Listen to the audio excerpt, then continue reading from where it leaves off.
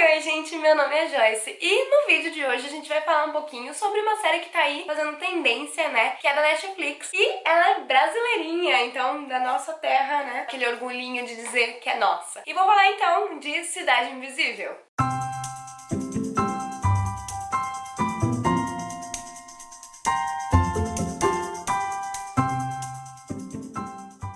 Bom, você já deve ter ouvido falar dessa série, né? Provavelmente, porque ela tá bem hypada, tá todo mundo assistindo. E eu ouvi bastante coisa sobre, né? Dizendo que ela era muito boa e tal. Mas eu não tinha tido tanto interesse em ver, tava naquela sensação de quero ver, mas nunca era minha prioridade. Até que ontem eu decidi sentar pra assistir e a gente comeu a série. A gente viu todos os episódios ontem, assim, maratonou mesmo. São só 7 episódios, então, tipo, dá pra fazer isso. Mas mais do que isso, eu me senti presa naquelas cenas, naqueles acontecimentos e, assim, foi muito intenso, eu gostei muito. Achei que produção, assim, de parabéns, porque ela me mostrou como se fosse uma produção hollywoodiana, assim, a produção tá num nível altíssimo pra mim, e eu fiquei com muito orgulho de ver aquilo. Quando a gente pensa numa série brasileira falando sobre folclore, a gente já fica, meu Deus, né? Não vai dar certo isso aí, não vai ser boa. Mas tinha muita gente falando bem da série, então a gente decidiu dar uma chance. Nossa, eu achei ela incrível, achei o enredo dela muito bom, o roteiro dela muito bom, os efeitos são bons, achei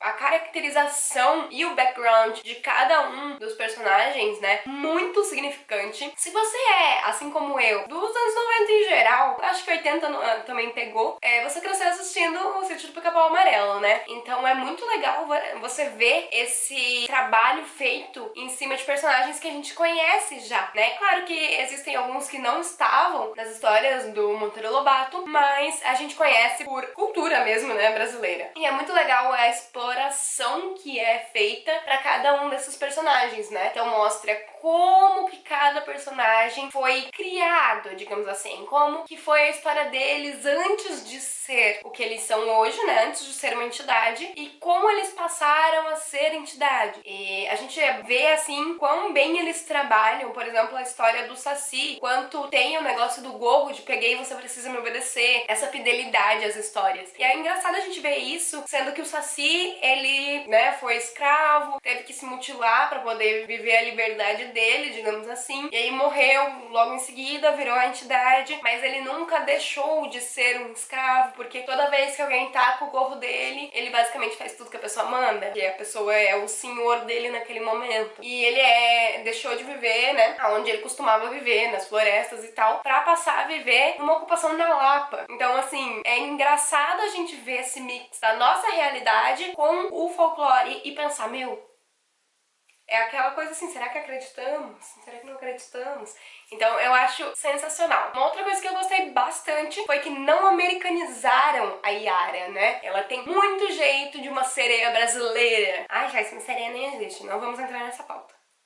Não vamos. Então, eu achei que foi muito bem feita. Ela, de longe, é meu personagem principal, assim. É o que eu mais gostei. Ver toda a humanização dela mesmo. O fato dela morar claramente num lugar mais afastado da cidade. Eu não sei se dá pra chamar aquilo de uma favela, né? Mas ela mora num lugar bem afastado. Ela nunca tá em casa. Então, a mãe dela fala, ah, Camila não veio pra cá hoje, não. Sabe, ter todo esse negócio de, tipo, ah, tá sempre no bar, tá sempre com alguém, tá sempre com aquele amigo, tá sempre com fulano. E a mãe dela não saber bem da história dela. Eu achei isso muito bom, muito bem feito. Achei também o rolê do voto muito bem feito. Achei a série, em geral, muito, muito, muito boa. Achei o gancho que ela deixa pra segunda temporada assim, imenso, porque ela fecha todas as outras pontas e ela deixa claro que as que ela deixou aberta são porque, assim, era pra ficar aberta mesmo, assim. Fica bem claro que é intencional. Eu fiquei a temporada inteira pensando quem era a entidade que a Gabriela era, né? A mulher do Eric. Porque,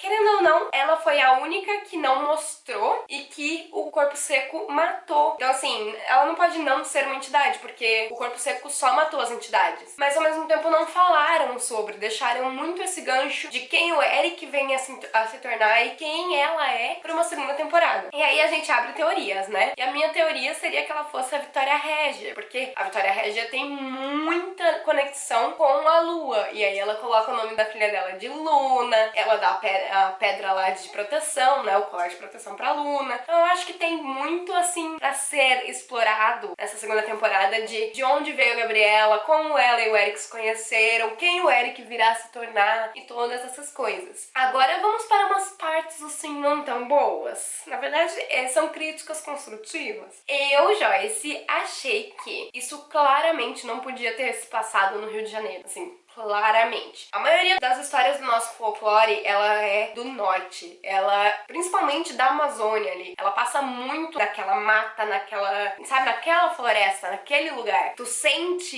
que é ali que deveria ser. Tanto que as histórias do boto, né, do Manaus, vinham todas de lá. Um boto em água salgada não faz sentido nenhum. Eles mesmo falam sobre isso. Então todo esse rolê, acho que deveria ter sido criado em um lugar que fosse claramente não o Rio de Janeiro, não São Paulo, sabe? Não precisava necessariamente gravar lá, mas que desse a entender que lá era o local onde se passava, sabe? Que era na Amazônia, que era ali que nasceu tudo isso. Até porque fica muito claro que eles nasceram naquele lugar ali. Eles nasceram na Cidade Invisível, né? Como se a Cidade Invisível fosse um pedaço da Amazônia dentro do rio. E foi engraçado, porque nos primeiros episódios eu fiquei, mas isso aí não é o Rio, é o Rio? E aí a gente começou a se deparar com o Pão de Açúcar, depois com a Lapa, e aí falamos, não, é o Rio mesmo. E ficou meio, tá bom, vamos passar um pano aqui e continuar. Mas particularmente eu senti que deveria ter sido algo melhor explorado, porque era realmente a hora de falar sobre, por exemplo, de pegar um gancho de queimadas, por causa do Curupira, na Amazônia, tudo isso, e cuidado de queimadas e tudo mais. Assim como Iara, próprio Manaus, eles são de tribos indígenas, então,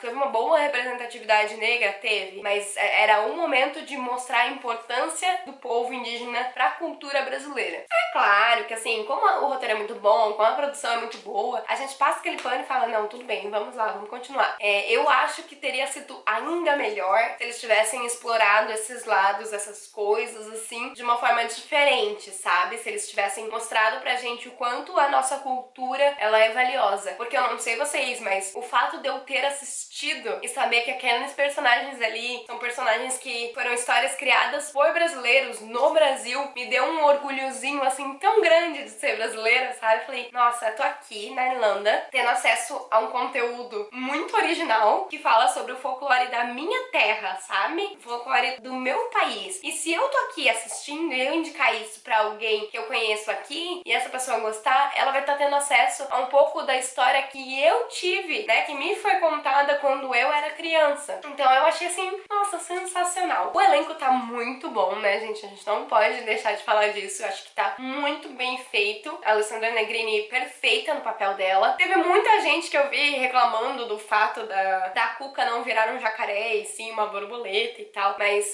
não sei se vocês, não sei na região de vocês, mas a gente ouvia muito que aquela borboleta, o tipo de borboleta que aparecia, era borboleta bruxa. Os meus amigos são de prova que eu sou uma pessoa que morre de medo de borboleta. E aí, depois dessa série, eu falei, agora eu tenho motivo pra ter medo de borboleta. E ó, borboleta é a Cuca. Posso ter motivo, agora tenho. Eu achei linda a transformação. Achei lindo como eles trabalharam a Cuca, ela não é uma vilã, mas ela também não é uma mocinha. Ela vai fazer tudo o que é possível para proteger os dela. Mesmo que isso seja fazer atos ruins. Então eu achei isso muito, muito bom. Gosto muito dessa pegada de não temos vilões, não temos mocinhos, somos todos um mix, dependendo do que nos é ofertado. Gostei, assim, muito mesmo das transformações e tal, de ver as histórias, como eu falei antes. E achei a série, em geral, assim, muito, muito boa. Só pra ser perfeita, só se ela fosse o que eu falei de se passar no norte. Mas, assim, é um detalhe pequeno na comparação de como a série tá bonita, como a série tá bem feita, assim. Então eu indico muito essa série pra vocês, muito mesmo. Eu não sei qual é a classificação indicativa dela, eu vou pedir pra Vicky colocar aqui na tela pra vocês. Ela não é uma história de folclore Story pra crianças, claramente. Ela é mais pra adulta, mas eu também não acho que ela tenha coisas tão pesadas, assim. Então, se você é menor de idade, conversa com seu pai, conversa com sua mãe, que deve ser legal, deve dar pra conversar e assistir junto, porque não tem nada comprometedor, por exemplo. Achei, assim, sensacional. Vale muito, muito a pena ver. E é isso, gente. Eu espero que vocês tenham gostado desse vídeo. Se você gostou, dá seu joinha aqui embaixo, se inscreve no canal e ativa o sininho, né? A gente vai estar trazendo bastante conteúdo aí esse ano. E por hoje é só.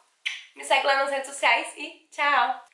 Cuidado com a cuca, que a cuca te pega daqui, te pega de lá, hein?